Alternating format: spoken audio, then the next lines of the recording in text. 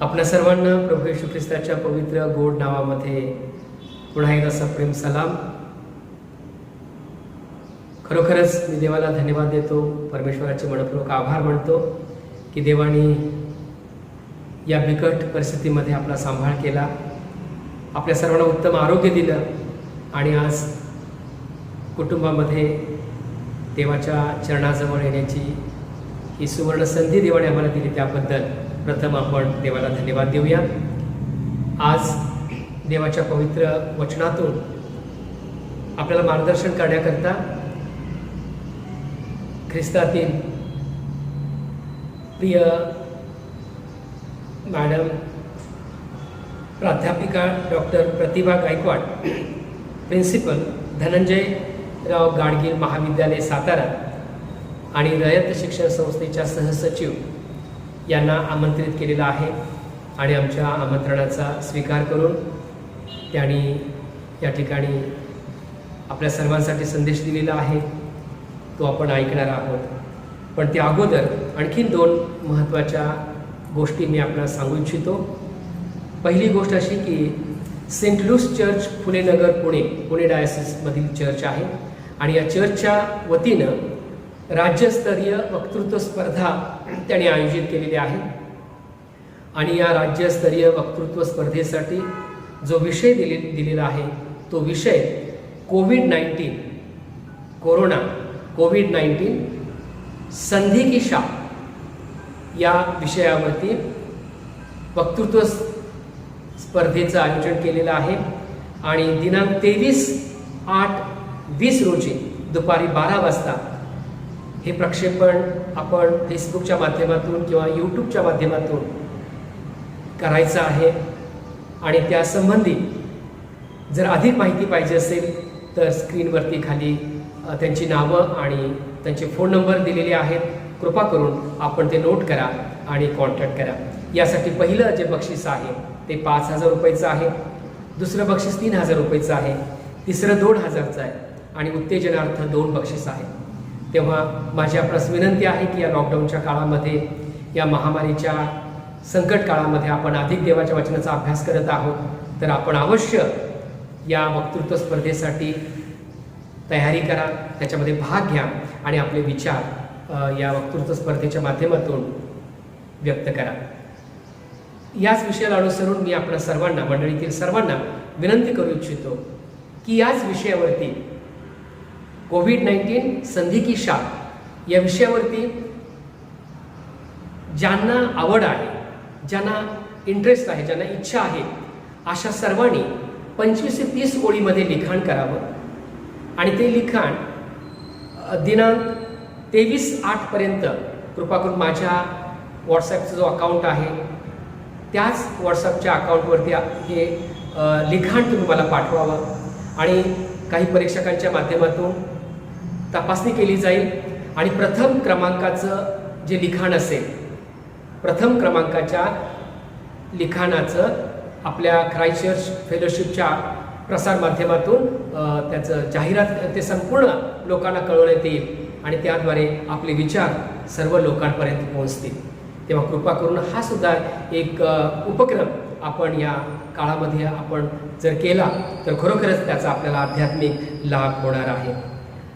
त्याचप्रमाणे गेल्या आठवड्यामध्ये चुकून शांता दळवे आणि प्रतिमा रणपिसे यांचे वाढदिवस इन ॲडव्हान्समध्ये जाहीर करण्यात आले।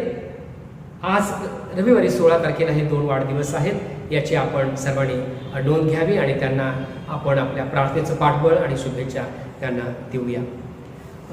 दुसरी एक महत्त्वाची सूचना आहे की आपल्या ख्राइस्ट चर्च अकाउंटचं जे ख्राइस्ट चर्च फेलोशिप अकाउंट जो आहे व्हॉट्सॲपला, बऱ्याच वेळेला काही विनंत्या त्यावरून काही पोस्ट केल्या जातात, परंतु विसंगत अशा पोस्ट लगेच केल्यामुळं बऱ्याच वेळेला अडचण निर्माण होते। तेव्हा कृपा करून या अकाउंटला पोस्ट करत असताना जे ॲडमिन आहेत त्यांच्याशी आपण कॉन्टॅक्ट करा।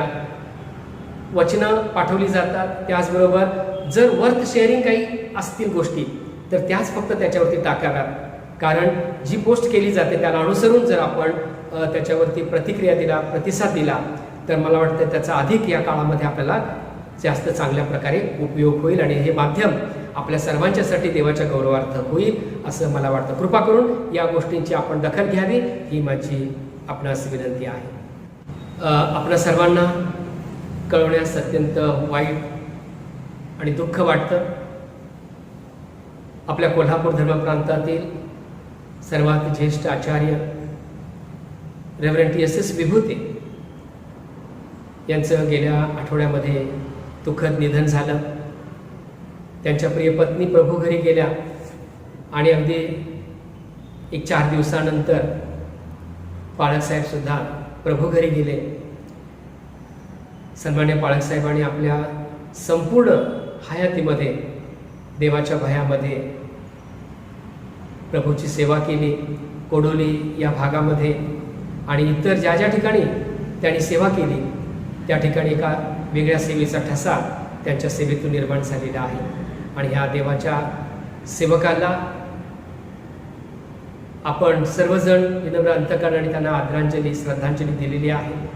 परंतु येणाऱ्या काळामध्ये या कुटुंबामध्ये त्यांचे जे प्रियजन आहेत त्यांच्या पश्चात त्यांच्या मुली जावई नातवंड या सर्व परिवाराला आपण आपल्या प्रार्थनेचं पाठबळ देऊया. त्याचप्रमाणे ख्रिस्तातील प्रिय सिस्टर अरुणा सतीश भोपळे यांचंही दुःखद निधन झालं. आपल्या पतीच्या निधनानंतर त्या खूपच दुःखी आणि कष्टी झाल्या होत्या.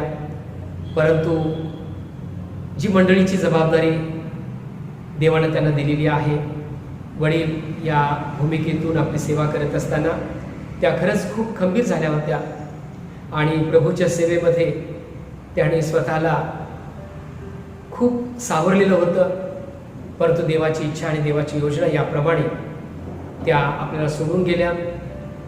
त्यांच्या पश्चात त्यांचा मुलगा अमित आणि त्यांची सून प्रतिभा, त्यांच्या दोन्ही मुली आराध्या आणि समायला, ह्या अमित आणि प्रतिभांच्या दोन्ही मुली, त्यांच्यासाठी आपण प्रार्थनेमध्ये आठवण करूया. संपूर्ण भोपळे कुटुंबीय आणि सिस्टर अरुणाताई भोपळे यांनी केलेली सेवा परमेश्वराच्या चरणाजवळ रुजू झालेली आहे म्हणून आपण देवाला धन्यवाद देऊया. यावेळेस आपण प्रार्थना करूया.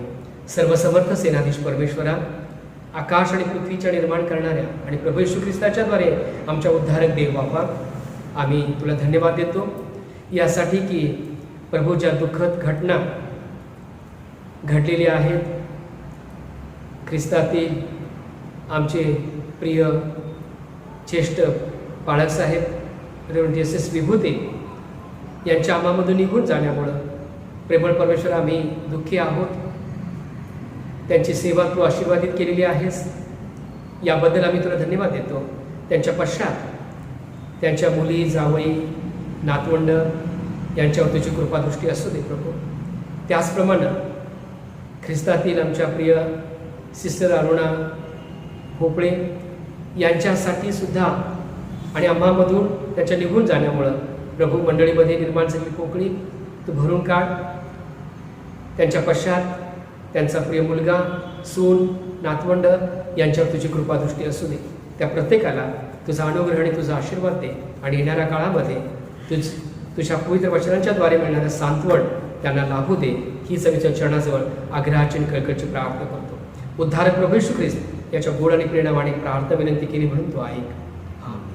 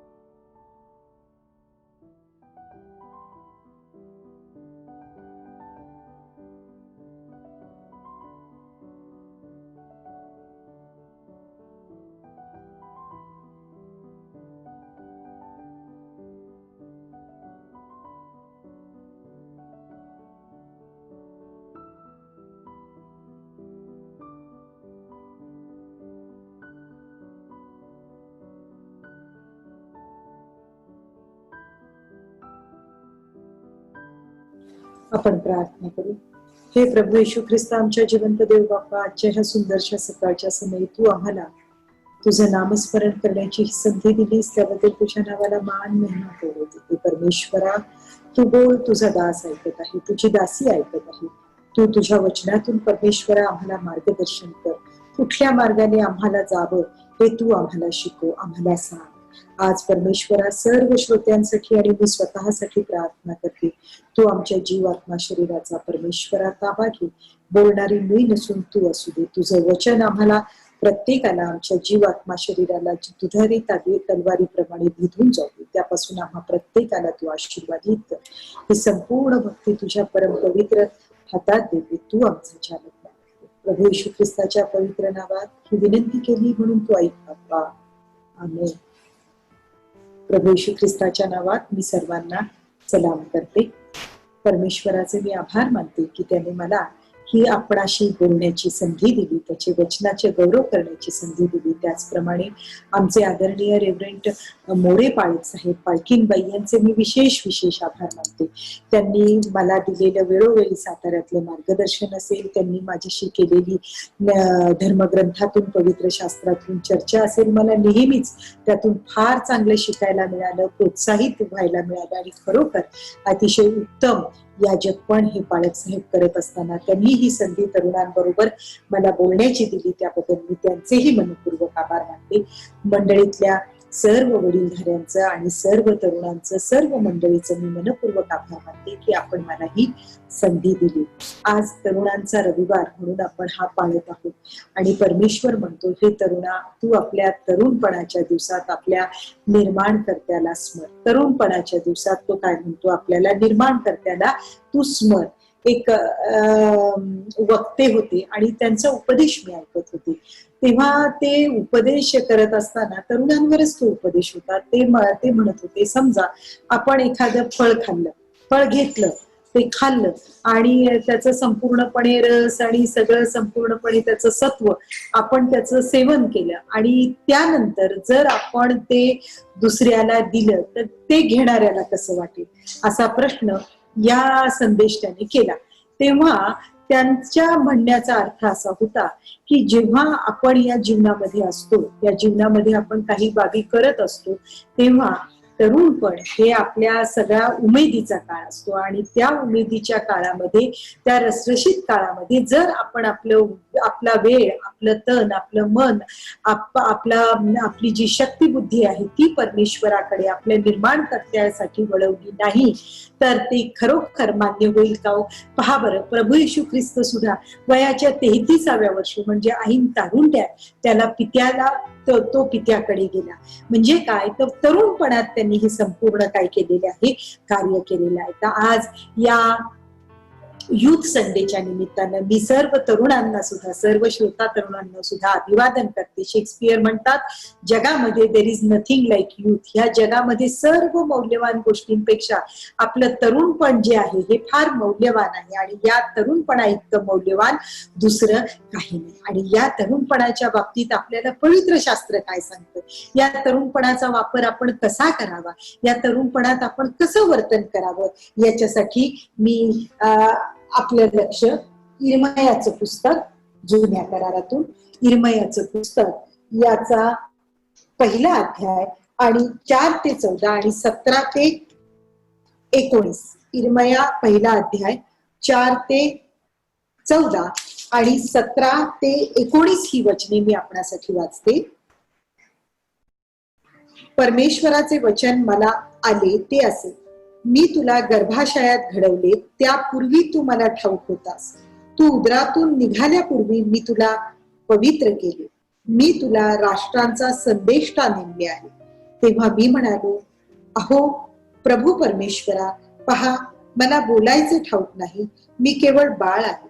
मग परमेश्वर मला म्हणाला, मी बाळ आहे असे म्हणू नकोस.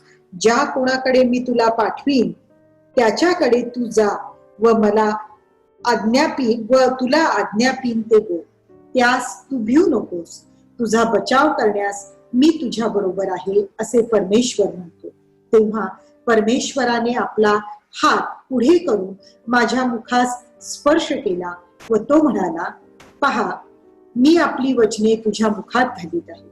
पहा, उपटण्यास व विध्वंस करण्यास, नासधूस करण्यास व पाडून टाकण्यास, बांधण्यास व लागवड करण्यास मी तुला आज राष्ट्रांवर व राज्यांवर नेमले आहे. मग परमेश्वराचे वचन मला प्राप्त झाले की, यिर्मया, तुला काय दिसते? मी म्हणालो, मला बदामाच्या झाडाची डहाळी दिसते. परमेश्वर मला म्हणाला, तुला ठीक दिसते. मी आपले वचन पूर्ण करण्यास सावध राहील. परमेश्वराचे वचन पुनरुक्ती मला प्राप्त झाले की, तुला काय दिसते? मी म्हणालो, एक उकळती कढई दिसते. तिचे तोंड उत्तरेकडून फिरले आहे. तेव्हा परमेश्वर म्हणाला, देशाच्या सर्व रहिवाशांवर उत्तरेकडून अरिष्ट उद्भवेल. त्यानंतर वचन 17 ते 19. तू तर आपली कंबर कस, उठ. मी तुला आज्ञापितो ते सर्व त्यांना सांग. त्यास घाबरू नकोस. घाबरलास तर मी तुला त्यांच्या पुढे घाबरवीन. पहा, आज ह्या सगळ्या देशांविरुद्ध यहुदाचे राजे, त्यांचे सरदार, त्यांचे याजक व देशातील लोक ह्यांच्या विरुद्ध तुला मी तटबंदीचे नगर, लोहस्तंभ, पितळी कोट असे करतो. ते तुझ्या बरोबर सामना करतील, पण तुझ्यावर त्यांचा वर चष्मा होणार नाही, कारण तुझा बचाव करण्यास मी तुझ्या बरोबर असेन, असे परमेश्वर म्हणतो. वाचलेली ही सर्व वचने प्रभू येशू ख्रिस्त आम्हासाठी आशीर्वादित करो. यामध्ये आपण पाहतो की यिर्मया जो संदेष्ट आहे त्याच्याशी प्रभू येशू ख्रिस्त बोलतो.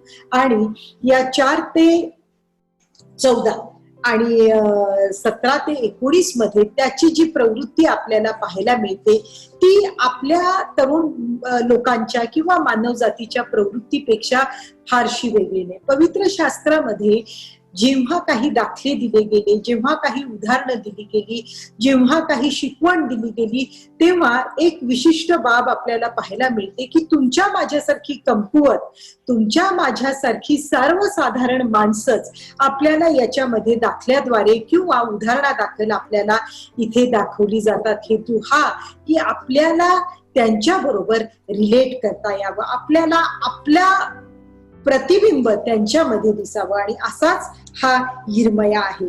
तो काय म्हणतो की पहा, मला 4थं वचन आपल्याला सांगतो. यिर्मया 1:4 मध्ये तो म्हणतो, मला परमेश्वराचे वचन मला असे झाले की, मी तुला गर्भाशयात घडवले, यापूर्वी तू मला ठाऊक होतास. तू उदरातून निघाल्यापूर्वी मी तुला पवित्र केले. मी तुला राष्ट्रांचा संदेष्टा नेमले आहे.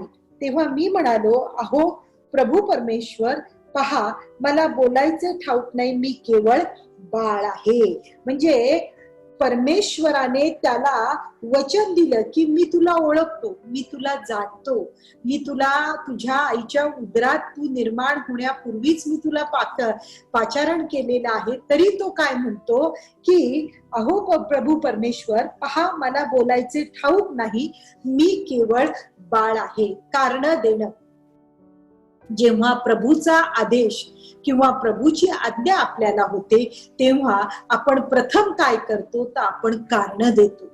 मला हे येत नाही. आज आपल्याला परमेश्वराच्या मंदिरात जायचं असतं, त्याची भक्ती करायची असते, संदेश द्यायचा असतो, मग आपल्याकडे आपण पाहतो की निरनिराळी कारणं आपण त्या प्रसंगी द्यायला सुरुवात करतो.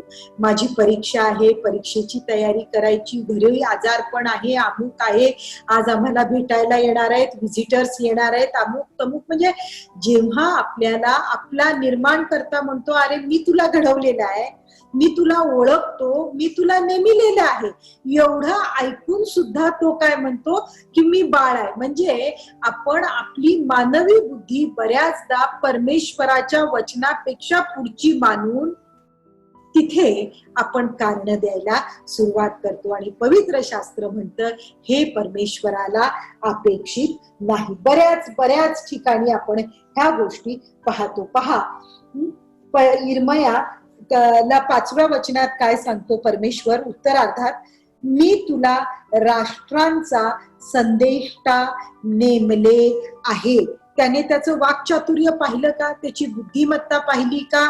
तो तरुण आहे का तो म्हातारा आहे हे पाहिलं का? नाही. परमेश्वर करता करविता आहे आणि तो त्याला आधीच सांगतो की मी तुला संदेष्टा नेमलेला आहे. आता पहा, संदेष्टा जेव्हा परमेश्वर नेमतो तेव्हा संदेष्ट्याची जी भूमिका असते ती भूमिका याजकाच्या भूमिकेपेक्षाही कदाचित थोडी अधिक चॅलेंजिंग असल्याचं आपण म्हटलं तरी वावगं ठरू नये. कारण संदेष्टाला एक विशिष्ट मंदिर दिलं जात नाही, संदेष्टाला एक विशिष्ट ठिकाण दिलं जात नाही, संदेष्टाला एक विशिष्ट वेतन दिलं जात नाही, संदेष्टाला नेहमी आपल्या संपर्कात येणारा एक विशिष्ट लोकसमुदाय दिला जात नाही. तर संदेष्टा म्हणजे काय? तर पृथ्वी तलावर जिथे कुठे प्रभू येशू पाठवेल तिथे त्यांनी जायचं आणि संदेश द्यायचा. म्हणजे याजक जे आपल्याला नेमलेले देवाचं वचन सांगणारी माणसं असतात त्यांच्या तुलनेत जर आपण थोडासा विचार केला तर ही संदेष्ट्याची जी ड्युटी आहे, ही संदेष्ट्याची जी जबाबदारी आहे, त्यांचं हे जे कॉलिंग आहे ते काय आहे? या याजकाच्या कॉलिंग पेक्षा कदाचित थोडं आणखी कठीण असण्याची आपल्याला शक्यता नाकारता येत नाही. 12 शिष्य हे सगळे नंतर संदेष्टे म्हणून कार्यरत झाले आणि तशा पद्धतीने परमेश्वर त्याला काय म्हणतो? मी तुला राष्ट्रांचा संदेष्टा नेमलेली आहे. आणि संदेष्ट्याची ड्युटी आणि संदेष्ट्याची जी रिस्पॉन्सिबिलिटी असते ही मोठी असते. त्यांना त्रास होऊ शकतो, त्यांना कष्टातून जावं लागतं, त्यांना परसिक्युशन, त्यांना बऱ्याच अडचणींना सामोरं जावं लागत असू शकतं. आणि अशी ड्युटी, अशी जबाबदारी ही परमेश्वराने या तरुणाला किंवा या यिर्मयाला दिल्याचं आपण पाहतो. आणि परमेश्वर यामध्ये पूर्वार्धात काय म्हणतो?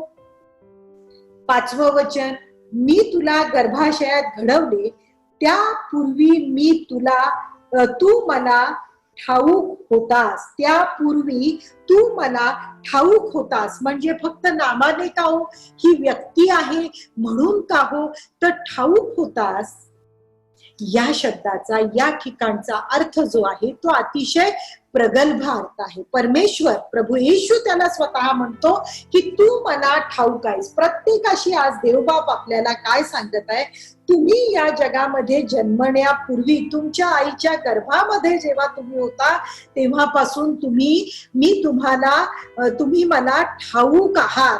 आज देव बापाला तुम्ही आणि मी ठाऊक आहे, कारण आपण देवाला कधी निवडू शकत नाही, तर देव आपल्याला निवडतो. Hallelujah, praise the Lord. आणि त्या देवाला तुम्ही आणि मी काय आहे? ठाऊक आहे. ठाऊक आहे कशा अर्थानं? कोणत्या राज्यात राहते, कोणत्या घरात राहते, स्त्री आहे, पुरुष आहे वगैरे वगैरे नाही, तर तो आपलं मोल आणि आपला हेतू जाणणारा देव आहे.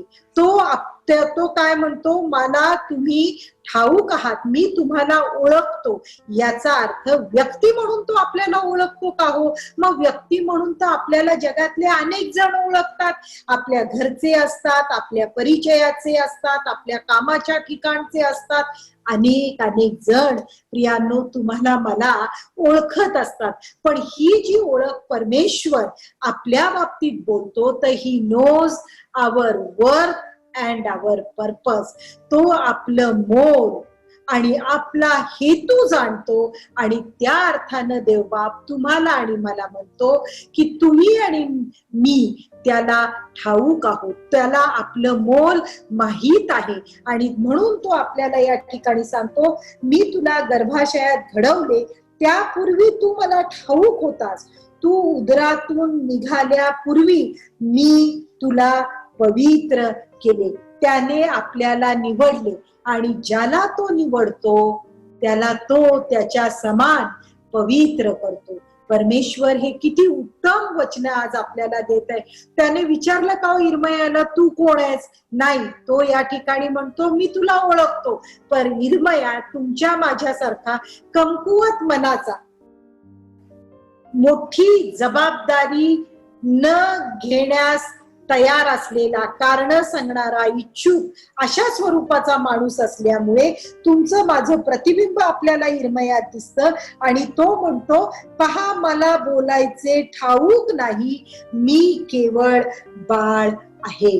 गिव्हिंग एक्सक्युजेस, कारण सांगणं. देव त्याला म्हणतो, अरे मी तुला संदेष्टा असं नेमलं आहे कारण तू मला ठाऊक आहेस. तेव्हा इरमया त्याच्यावर उत्तर काय देतो, मी बाळ आहे आणि मला बोलता येत नाही. प्रियांनो, परमेश्वराचं शास्त्र जेव्हा तुमच्या माझ्याशी बोलतं, तुमच्या माझ्याकडून काही अपेक्षा करतं, जा संपूर्ण सृष्टीला जाऊन माझ्या नावाची घोषणा करा आणि पिता, पुत्र आणि पवित्र आत्म्याच्या नावाने त्यांना बाप्तिस्मा द्या, तेव्हा कदाचित तुमच्या माझ्याकडून असंच उत्तर निघतंय का हो? ही परीक्षण करण्यासाठी परमेश्वराने आज इरमयाचे शब्द माझ्या तरुण बंधू भगिनींनो आपल्या पुढे मांडलेले आहेत. आणि परमेश्वर काय म्हणतो की मला तुमचं मोल माहिती आहे आणि मला तुझा हेतू पण माहिती आहे, मी तुला निवडलेला आहे. परमेश्वर आज आपल्याला काय पवित्र शास्त्रातून सांगतो, तुम्ही जगात राहता पण तुम्ही जगाचे नाही, कारण आपलं भविष्य जगातल्या लोकांच्या हातात नसून परमेश्वराच्या हातात आहे. ही बाब इथे तो सांगतो, तू आईच्या उदरात होतास त्याच्या आधीपासून मला तुझा परिचय आहे, मी तुला पवित्र केलेलं आहे. तू नंतर जरी पाप केलं असशील तरी मी तुला त्याच्या पूर्वीच पवित्र करून निवडलेलं आहे आणि your future is in my hand. Creator, सर्व सृष्टीचा निर्माण करता आपल्याला म्हणत आहे की तुमच्या हातात, जगाच्या हातात तुमचं भवितव्य तरुण मित्रांनो आपलं नाही, तर परमेश्वर म्हणतो माझ्या हातात तुमचं भवितव्य आहे. कारण तुम्ही या जगात येण्यापूर्वीच मी तुम्हाला ओळखतो, तुमचं मोल जाणतो, तुम्हाला जगात पाठवण्याचा हेतू मी निर्धारित केलेला आहे. पण हा हेतू आपल्याकडून का बरं सिद्ध होत नसेल? कारण बऱ्याचदा परमेश्वर त्याच्या वचनातून विविध मार्गांनी संदेष्टांच्या द्वारे, याजकांच्या द्वारे आपल्याला बोलत असताना सुद्धा आपली कारण देण्याची, एक्सक्युजेस सांगण्याची जी मानवी बुद्धी असते ती त्याचा हेतू आपल्यामध्ये पूर्ण करण्याच्या दृष्टीने अडथळे निर्माण करत असते. आणि देवबाप आज या सुंदरशा समयी आपल्याला म्हणतो, तुम्ही अशा एक्सक्युजेस देऊ नका, कारण मी तुम्हाला तुमच्या या जगातल्या येण्याच्या आधीपासून ओळखत आहे. पुढे आपण बघतो की 6वं वचन, तेव्हा मी म्हणालो, आहो प्रभू परमेश्वरा, पहा मला बोलायचे ठाऊक नाही, मी केवळ बाळ आहे. आता या ठिकाणी पुन्हा एकदा तुमची माझी प्रवृत्ती आपल्याला या ठिकाणी पाहायला मिळते. तो काय म्हणतो, मला बोल. कारण तो काय म्हणाला की मी तुला संदेष्टा नेमले आहे. कुणी नेमले आहे? कुठल्या चर्चने, कुठल्या डिनॉमिनेशनने, कुठल्या राज्याने, कुठल्या एका विशिष्ट गटाने नाही. इथे परमेश्वर म्हणतो मी तुला संदेष्टा नेमला आहे. आणि संदेष्ट्याचं मुख्य कार्य काय असतं तर संदेश देणं म्हणजे बोलणं.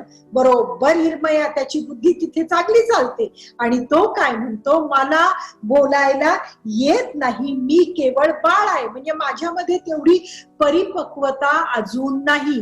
अशा हेतून तो म्हणतो मी केवळ काय आहे, बाळ आहे. या ठिकाणी बऱ्याचदा आपण दुसरं कारण काय सांगतो की माझ्यामध्ये टॅलेंट नाही, माझ्यामध्ये ती क्षमता नाही, मी काय आहे, कमकुवत आहे. अहो तुम्ही तुमचे नाहीच. प्रिय तरुण बंधू भगिनींनो, परमेश्वराने तुम्हाला मला त्याच्या प्रतिरूपाचे, त्याच्या प्रतिमेप्रमाणे, उत्पत्ती आपल्याला सांगतं, निर्माण केलेलं आहे. मग आपल्या कानावर जगाचे आणि सैतानाचे इतके अधिकचे शब्द पडतायत का हो, की ज्याच्यामुळे तो आपल्याला म्हणत आहे की तू सक्षम आहेस, तुला मी संदेष्टा असं नेमलेलं आहे, तरी सुद्धा आपण त्याला म्हणतो नाही, मी कमकुवत आहे, मी माझ्यामध्ये उणीव आहे. तरी परमेश्वर आपल्या सर्व उणीवा जाणतो आणि तो म्हणतो ज्याला आपल्या उणीवांची जाणीव आहे तो माझ्या, in his weakness lies my strength. म्हणजे आमच्या उणीवामध्ये त्याची शक्ती तो काय करत असतो, परिपूर्ण करत असतो. तर प्रियांनो, जरी तुम्हाला मला वाटत असेल की या जगिक जबाबदाऱ्या, परमेश्वराने तुमच्या माझ्यावर दिलेल्या जबाबदाऱ्या पूर्ण करण्यासाठी आम्ही कमकुवत आपल्या स्वतःला मानत असू, तर परमेश्वर या वचनातून आपल्याला सांगत आहे, तू कमकुवत नाहीस, कारण मी तुला निवडलेलं आहे, मी तुला पवित्र केलेलं आहे, मी तुला पाचारण केलेलं आहे, मला तुझं मोल माहिती आहे, तुला कोणत्या हेतूस तो मी या जगामध्ये पाठवलेला आहे तेही मला ज्ञात आहे. तेव्हा तुम्ही असं म्हणू नका, फार तर फार आपल्या इनइक्वॅलिटीज, इनॲडिक्वसीज, आपल्या कमकुवतपणांचा जो काही आपल्याला न्यूनगंड आहे तो आपण परमेश्वराच्या चरणी, मानव आहोत, आपण अपूर्ण आहोत, आपण कमकुवत आहोत, तोही जाणतो, आपण माती आहोत आणि मातीला मिळणार आहोत. फक्त आपण काय केलं पाहिजे की ह्या कमकुवतपणा आपण प्रभू येशू ख्रिस्ताच्या चरणाशी नेला पाहिजे आणि मग तो आपल्याला सक्षम करेल.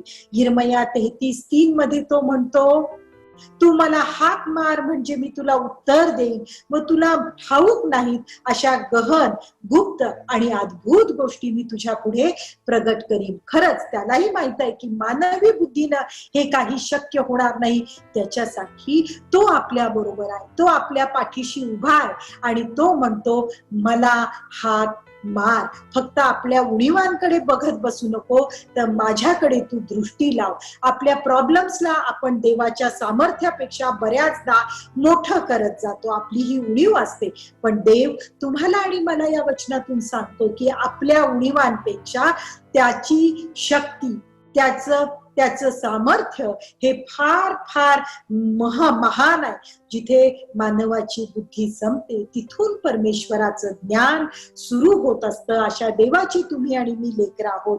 तर प्रियांनो, आपण स्वतःला कमकुवत न समजता त्याच्या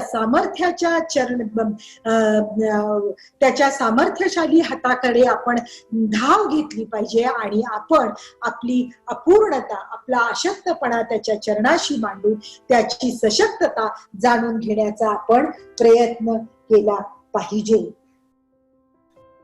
त्यानंतर आपण या ठिकाणी म्हणतो की यिर्मया 1 अध्याय 9 वचन, तेव्हा परमेश्वराने आपला हात पुढे करून माझ्या मुखास स्पर्श केला व तो मला म्हणाला, पहा, आपली वचने तुझ्या मुखात घातली, मी आपली वचने तुझ्या मुखात घातली आहे.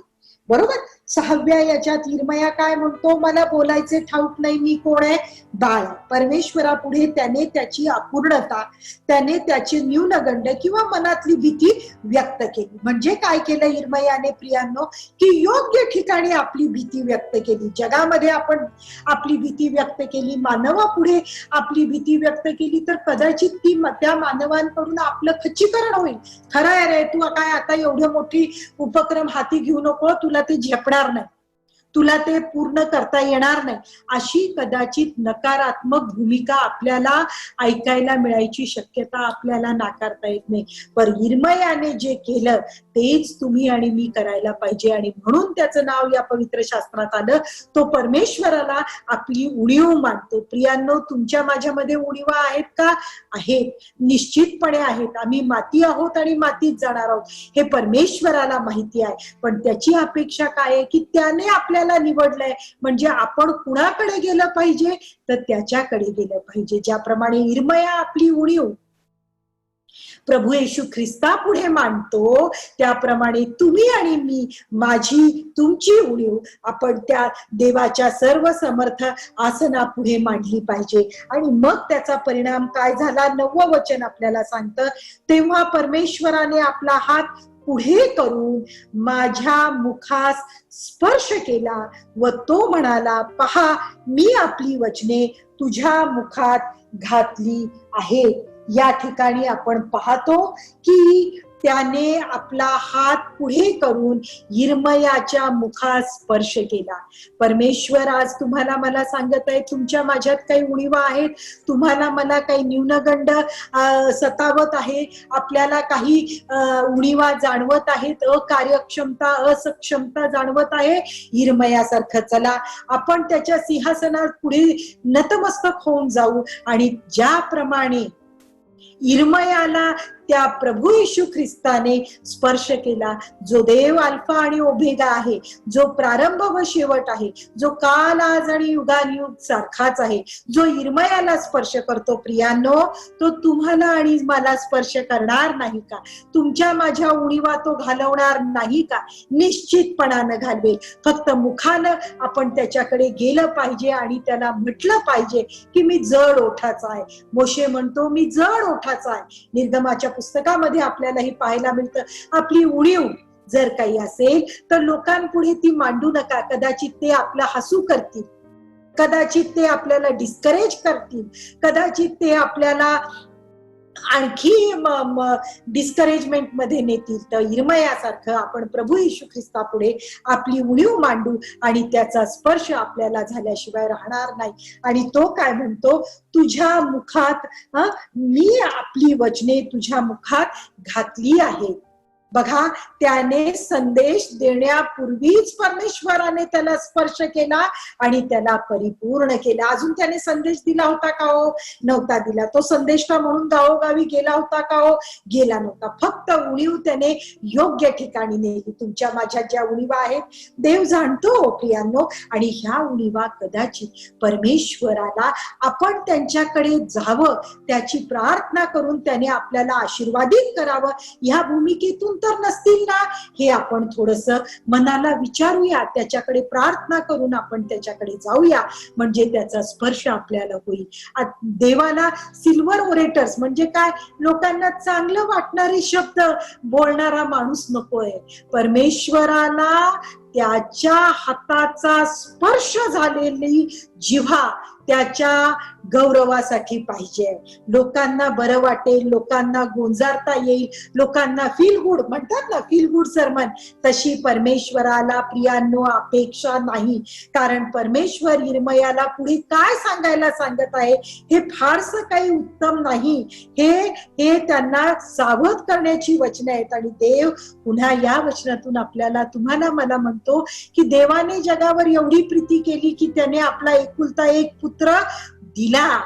म्हणजे काय, तर स्वर्ग सोडून त्याला पृथ्वी तलावर हाल अपेष्टा सहन करायला पाठवलं. गायीच्या गोठ्यात त्याचा जन्म झाला आणि क्रुसावरचं हाल अपेष्टेचं मरण त्याला सहन करावं लागलं. हेतू हा की जो कोणी त्याच्यावर विश्वास ठेवतो त्याचा नाश होऊ नये, तर त्याला सार्वकालिक जीवन प्राप्त व्हावं. म्हणजे त्याचा खरा संदेश, त्याचा शब्द, त्याने स्पर्श केलेल्या मुखातून निघणारा शब्द लोकांना सुखवणारा असता कामा नये, तर देवाच्या योजनेप्रमाणे असणारा परमेश्वराला अपेक्षित आहे. भलं त्याच्यामधून कोणी क्षणिक दुखावलं का जाईना, पण जर आरशासारखी त्यांना त्यांच्या चुका, त्यांना त्यांची पापे त्या वचनातून दिसली, तरच देवाचा हेतू या ठिकाणी प्रियांनो साध्य होईल. फील गुड संदेश नकोय, रिअल गुड संदेश आपल्याला हवे आहेत. खरे संदेश, परमेश्वराच्या हातानं पवित्र झालेली जिव्हा, ही देवाच्या स्तुतीसाठी परमेश्वर आज अपेक्षित करत आहे. त्यानंतर आपण पाहतो पुन्हा एकदा 6व्या वचनाकडे मी तुम्हाला नेते. 6व्या वचनाचं उत्तरार्ध काय म्हणतो, मी केवळ बाळ आहे. आता पहा 5व्या वचनामध्ये तो काय म्हणतो परमेश्वर, की मी तुला संदेश का म्हणून नेमलेला आहे. आणि त्याच्यावर उत्तर काय, तर 2 प्रकारचं उत्तर, मला बोलता येत नाही, आणि दुसरी गोष्ट मी कोण आहे, बाळ आहे. म्हणजे ही वेळ अजून माझी योग्य नाही. पुढची एक्सक्यूज आपण जी काय देत असतो ती म्हणजे अजून this is not the right time, अजून वेळ आलेली नाही, अजून थोडी संधी दे, अजून काही माझी तयारी झालेली नाही. पण परमेश्वर या ठिकाणी सांगतो, मग परमेश्वर मला म्हणाला, मी बाळ आहे असे म्हणू नकोस, ही वेळ योग्य आहे असे प्रियांनो तो तुम्हाला आणि मला काय म्हणतो, असं तुम्ही म्हणू नका हो. मी सांगितलंय ना ते करा, माझी वचने उघडा, ती वाचा आणि त्याच्यामध्ये जे काही दिलंय त्याप्रमाणे करायला सुरुवात करा. म्हणू नका मी बाळ आहे, म्हणू नका मी बाळ आहे. देव म्हणतो 7व्या वचनामध्ये, मग परमेश्वर मला म्हणाला, यिर्मया म्हणतो, म्हणजे हे वचन देवबाप तुम्हाला आणि मला सांगत आहे, मी बाळ आहे असं म्हणू नकोस. ज्या कोणाकडे मी तुला पाठवीन त्याच्याकडे तू जा व तुला आज्ञापीन ते बोल. मग तुझ्या मनचं बोलू नको, तू तुझं डोकं चालवू पण नको, ते मला नकोयच. मी तुला पाचारण केलेलं आहे, मी तुला ओळखतो, मी तुझ्या आयुष्यासाठी हेतू निर्धारित केलेला आहे. फक्त तू माझ्या जवळ ये. तू स्वतःला अंडर एस्टिमेट करू नको, स्वतःला मी बाळ आहे म्हणू नको. तर काय म्हणतो, ज्या कोणाकडे मी तुला पाठवीन तिथे तू जा आणि मी जे काही आज्ञा पिले आहे ते तू बोल. आज तुम्हाला आणि मला या प्रभू येशू ख्रिस्ताने, या जिवंत देवाने विशिष्ट हेतूसाठी या पृथ्वी तलावर प्रियांनो पाठवलेलं आहे. आणि या पृथ्वी तलावर पाठवलेलं असताना प्रत्येकासाठी त्याने एक हेतू ठेवलेला आहे. तो हेतू त्याने येणं प्रकारे तुमच्या माझ्या पुढे आणलेला सुद्धा आहे. पण कदाचित तुमची माझी शारीरिक आणि मानसिक अशक्तता त्याच्यापासून आपल्याला प्रवृत्त करत आहे का? चला पुन्हा एकदा आपण परमेश्वराच्या चरणाशी जाऊ आणि त्याचं सामर्थ्य प्राप्त करू आणि त्याने जे काही आपल्यासाठी चांगलं निर्धारित केलेलं आहे ते करण्याचा आपण प्रयत्न करू.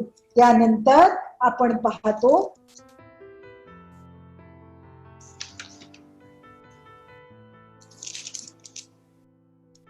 यिर्मया 18 आणि 19. यिर्मया 18 आणि 19 मध्ये आपण पाहतो, तू तर आपली कंबर कस, उठ, मी तुला आज्ञापितो ते सर्व त्यांना सांग, त्यास घाबरू नकोस. घाबरलास तर मी तुला त्यांच्या पुढे घाबरवी. पहा, देव हा काय आहे, दयाळू आहे, पण तो धगधगती अग्नी सुद्धा आहे. जर आपण त्याचं वचन ऐकलं नाही तर विपरीत होण्याची शक्यता नाकारता येत नाही. तो म्हणतोय ना, मी तुझ्या बरोबर जाईन, मी तुला ओळखतो, मी तुझ्यासाठी निर्धारित केलेल्या गोष्टी मी करीन. त्याने आपल्या मुखाला स्पर्श केलेला आहे. तो म्हणतो, मी तुझ्या तोंडात शब्द घातलेले आहेत, मी तुला पाठवतो, तिथे तू जा आणि मी सांगतो ते तू बोल. आणि याच्या पुढे जर आपण घाबरलो तर देव म्हणतो, मग मी तुला त्यांच्या पुढे घाबरवीन. कारण हा देव न्यायी आहे, ज्याने आपल्या पुत्राला सुद्धा पापासाठी वधस्तंभावरच्या मरणापासून परावृत्त केलं नाही, त्याला त्याच्याने वाचवलं नाही, तर तो त्याचा कोप तुमच्या माझ्यावर आणणार नाही का? प्रियांनो, कृपेचा काळ आहे, दयेचा काळ आहे. त्या दयेच्या देवाकडे आपण जाऊ आणि त्याचं सामर्थ्य मागूया. त्याने जे काही आपल्यासाठी निर्धारित केलेलं आहे त्याप्रमाणे आपण करण्याचा प्रयत्न केलाच पाहिजे. माझी एक छोटीशी साक्ष मी तुम्हाला या निमित्तानं देते. प्रियांनो, पाळक साहेब मला ओळखतात. तळेगाव, दाभाडे, तालुका मावळ, जिल्हा पुणे हे माझं माहेर आहे. तिथे मी वाढले आणि तिथे छोटंसं मंदिर होतं. त्या काळात आम्ही मंदिरात शनिवारी जायचो, ते सारवायचो. मी, माझी आजी, आई वडील जायचो, सारवायचो आणि रविवारची भक्ती तिथे व्हायची. बघा, परमेश्वराने ही किती सुंदर संधी. त्यावेळेस फरच्या नव्हत्या मंदिराला, शेणानं आम्ही सारवायचो आणि दुसऱ्या दिवशी मग आम्ही सगळेजण तिथे बसून भक्ती करायचो. आणि अशा छोट्याशा ठिकाणाहून मी आले. शाळेत मी इंग्रजी माध्यमाच्या शाळेत होते आणि प्रियांनो, तरुणांनो, माझ्यापेक्षा त्या माझ्या वर्गात फार हुशार मुलं मुली होती. स्वाभाविकच आहे, त्यांच्या पालकांची पोझिशन सुद्धा माझ्या पालकांच्या पोझिशन पेक्षा फार मोठी होती. मी फार एक साधी मुलगी असायची. सगळे मला म्हणायचे, प्रतिभा फार साधी सरळ भोळी मुलगी, आणि खरंच मी तशी असायची. मीही भित्रीच होते. मी काही फार धीट शूर अशी काही नव्हते. पण प्रियांनो, त्या परमेश्वराने तुम्हाला मला निवडलेलं आहे. तो आपलं बाह्य स्वरूप पाहत नाही, त्याच्यावर ज्याचा हात आत येतो, त्याला सामर्थ्य तो दिल्याशिवाय राहत नाही. तुम्ही आणि मी त्याला निवडलेलं नाही, त्याने तुम्हाला आणि मला निवडलं. पहा, या नोकरीच्या कठीण काळामध्ये आपल्याला प्रत्येकाला असं वाटतं आपल्याला नोकरी मिळेल का. प्रियांनो, फार मोठ्या मोठ्या ठिकाणी, मी 3 ठिकाणी नोकरी केली आणि मी त्याच्या नावाचं गौरव करते, त्याला धन्यवाद देते की 3ही ठिकाणी समोरच्याने मला बोलावलं आणि म्हणाले, मॅडम तुम्ही आमच्याकडे शिकवायला याल का. तसंच या अतिशय उत्तम रयत शिक्षण संस्थेमध्ये मी या ठिकाणी कार्यरत आहे. परमेश्वराने मला या ठिकाणी आणलेलं आहे. आणि प्रियांनो, 101 वर्षाच्या या रयत शिक्षण संस्थेच्या गौरवशाली इतिहासात परमेश्वराने, प्रभू येशू ख्रिस्ताने मला पहिली महिला पदाधिकारी म्हणून नेमलेलं आहे. धन्य त्याचं नाव, धन्य त्या देवाला. बघा, माझ्या आता माझ्या अंतर्गत 354 ज्युनियर कॉलेजेस, 43 सिनियर कॉलेजेस, 8 आश्रमशाळा आणि 42 हॉस्टेल्स, एवढा मोठा पसारा देवानं माझ्या हातात दिला. तो म्हणतो, मी तुला पूछ नाही, पण मी तुला लीडर करेल. I will not make you a back bencher. मी तुला पुढे नेईन. खरोखर ही किती मोठी साक्ष परमेश्वराने दिली. आणि ही इव्हेंटफुल गोष्ट परमेश्वराने त्याच्या या साध्या निर्मयासारखीच मी, बाप्पा मला बोलता येत नाही, मी तर लहान आहे, मला हे झेपेल का. देव म्हणतो, काळजी करू नको, मी तुला सामर्थ्यशाली केलेलं आहे. जर माझ्यासारखी मुलगी, आता तुम्ही तरुण तर सगळे 21व्या शतकातले तरुण आहात, तुमच्याकडे इंटरनेट आहे, तुमच्याकडे ज्ञानाचा खजिना आहे. मी तर तशी 20व्या शतकात शिकलेली मुलगी, पण देवाने जर मला एवढ्या उच्च स्थानावर नेलेला आहे, तर प्रियांनो, तो तुम्हाला अधिक उंच करणार नाही का.